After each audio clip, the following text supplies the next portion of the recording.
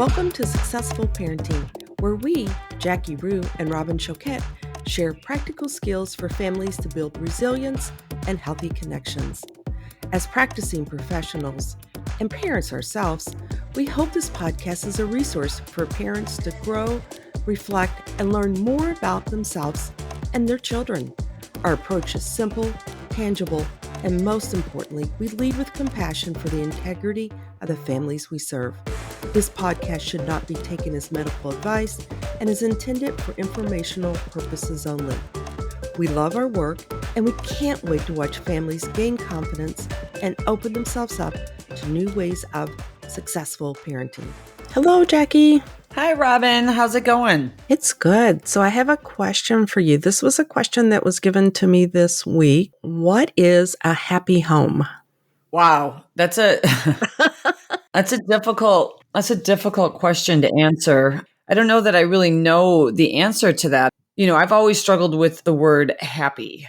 I think for many, when I've talked to folks about kind of their upbringing, many who have viewed their home life growing up as happy remember feeling taken care of, nurtured, feeling like there was a lot of maybe happy routines, happy memories, but I'm not sure what someone would classify a happy home. Yeah. What do you think? Yeah, I was asked this question this week, and it kind of took me for a second. Whoa, that's a big question. Yeah, I told him, I said, you come in with a question like that at the beginning, maybe give me a heads up, because this is going to take me, by the time our session's over, I'm going to be able to talk more about it, because it is such a big question. And they just said, it was something that their friends were talking about. These are parents of younger children. And they said, they were trying to all discuss and define that. And one of the things they said, that every home is different, and the word happy, kind of what you said, was not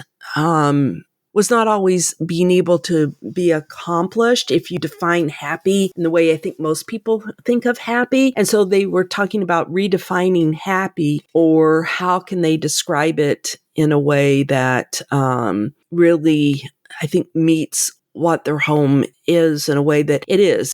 I think this all started from, some word art about a happy or happiness or happy home or something. And they were kind of like, well, what does that mean? And it started into this conversation. And I know we're talking about this interesting how we define it. And as you said, our own family history. Well, and I think too, we think about a happy home as one in which you feel safe and you feel like when you walk in the door, there's an acceptance of who you are and being able to share and make mistakes and laugh and have fun and express yourself. And for many parents that I talk to, part of the challenge is in trying to create a happy home or a healthy home now is, our own memories from our own childhood. Maybe when we look back on our childhood, our home was not very happy. Maybe there was trauma in our home, or maybe there was, our parents struggled with their own mental health, or maybe even addiction, right? And so sometimes I think we bring so much to the table as parents. And one of the things that I find is, as parents, when we have our own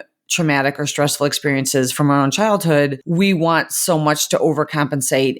Many parents will say, I want a different life for my children than I had, or I want my children to feel differently in my home than I felt as a child. And that can be really tricky sometimes too. And it really is about what are expectations and how do we create different from what we had. Mm-hmm. This individual was talking about in their home, in the family of origin, one parent had bipolar, and what they felt like a happy home definitely consisted of consistency, that was the big thing for them. And that's that sense of safety and security. Or when something happens, that they know what to expect. And so often they never knew what they were going to get, either when they arrived home or something occurred at home, a situation, an event, and the wheels could fall off and things could go totally sideways. And they said that was so difficult for them. Even during the holidays, it could be a fun family game, and then something happened and it would just explode. And that inconsistency for them really impacted the way they thought about a happy home. Having this consistency, they wanted their children to know what to expect when certain things occurred. And when something it was unexpected, that the children would know too how the family would respond to something that was unexpected. And I think for each home, that definition can look a little bit different, but how much our own childhood influences those experiences. Right. And sometimes too, just being aware of maybe what our own triggers are, Mhm. reacting, and what we're wanting to be different about our own home now. Because sometimes, it's not always clear either. And I think for some parents, even starting at, like, I remember, I got yelled at a lot. And so I really don't want to yell. I want my home to be a place where there's not a lot of yelling, or I want my place to be a home where people can express themselves in any way they choose. And so a happy home is going to be different. In my home growing up, there was quite a bit of yelling. Mhm. And so I did not want that. And so I tried really hard not to yell. And so when we did discipline and we, again, it wasn't perfect, we're all going to make mistakes, but our goal was not to yell. And if someone did yell, me or my husband, then we would apologize and we would talk about kind of what happened. But really for us, a happy home was a home where there was not a lot of yelling. And so when we think about what we want for our home to look like, or, and again, there's going to be different trials that we face as parents. And so sometimes it's kind of maneuvering and just doing the best we can. But I know that was one element of a happy home for me. And I think that is so important. What are your triggers? And then what's important to you? Right. And that's what, when you talk about what are some of the elements, I think is important. And well, I keep saying the word important, but I think what is meaningful to you? What defines that? And those are the things. And just as much as those, what are the triggers that can lead us to respond, or some of those things that can really kind of get us off of our game, that can impact us? I know for me, sleep is a big one. If I am not able to sleep, I was less effective in my parenting. And that was something I knew could be a big trigger for me. I would get really frustrated easily when I didn't have the sleep I needed. When there were stressors that were coming in from the school and my child was struggling either socially or academically, that was a big trigger for me, because I really felt like that was important in their life and I wanted them to have a positive experience at school. I think it is important to think about both of those. And I like that the elements of your home is so important. And I like how you said that too, trying to create different experiences for our children, some similar than we had. Many parents will say, things I love about my childhood is that every Friday we played games, or I always remember on certain holidays we did this. Even if my home life wasn't happy, I do remember elements that were, and I want to, recreate that. And so it can go both ways. Sometimes we're trying to intentionally go completely the other direction from maybe something our parents did. And sometimes we're really trying to bring in something that maybe our family did when we were growing up that we really appreciated. And just being aware, I think sometimes we put so much pressure on ourselves as parents, and there's so much that we want to do for our children that we can be really hard on ourselves. One mom said it this week. She's like, I feel guilty because I'm not going to be able to keep up with what the other kids have. And her daughter had come home one day and was really upset because someone else had gotten this really cool thing from the book fair. And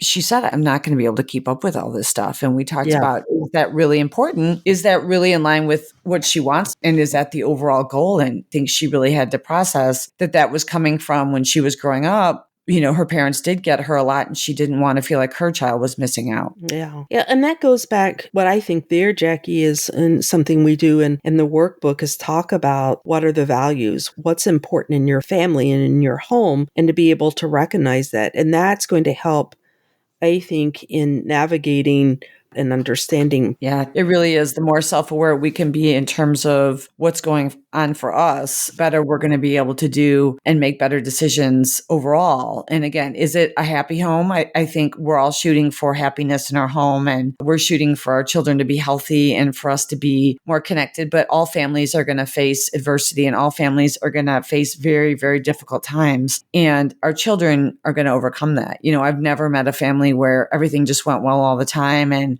Right. everybody was happy. And I think the problem with social media now and the internet is everyone posts these pictures of smiling and on trips and they're happy. And just like our kids, as parents, we feel like, gosh, I'm just so behind or I'm failing. But it really, reminding ourselves that that stuff often isn't true. Right. It's a snapshot of a moment in time is not the full picture. And I think that is such an important piece. I know we've talked so much about that, and just having that awareness and aligning, I think, our values to what we're doing. Are we in service to those? And are we existing in those? And if we are, you're going to find those memories of really positive. And I think creating those for your child as well. Well, and sometimes, when our children are a certain age that maybe as a parent, we reflect back when we were that age, something traumatic happened to us. Sometimes that can bring about a lot of feelings and emotions. And if you are a parent and that's a place you're in, we often do advise to consider maybe talking to a professional or talking to a parent coach, because it can be really difficult navigating some of that, right? Maybe like I was bullied and now my child's in the same grade where I was bullied, or something happened to me and now my child is dealing with something similar. And so being able to make sure that we're in tune with our own stuff as we're navigating the parenting can be huge. So we're not reacting out of our own emotions. As we always talk about in our successful parenting workshop, that we're responding out of intention versus our emotional, maybe baggage that we're carrying. Right. Absolutely. Well, thank you so much, Jackie. I love this conversation. Anything else you've got? No, I mean, I know this is a hard conversation in many ways, but we can continue to have this down the road and navigate some of this stuff, as, we talk a lot about in our workbook about this topic. And so parents, if this is something that you would like more support on, definitely reach out. And we are always here to help and to listen. So thank you, Robin. And I hope everyone has a great rest of the day. Yes. Bye. Bye. Thank you for joining us. And make sure to subscribe and like us to catch our next episode, where we will take you on a journey to find new ways of successful parenting.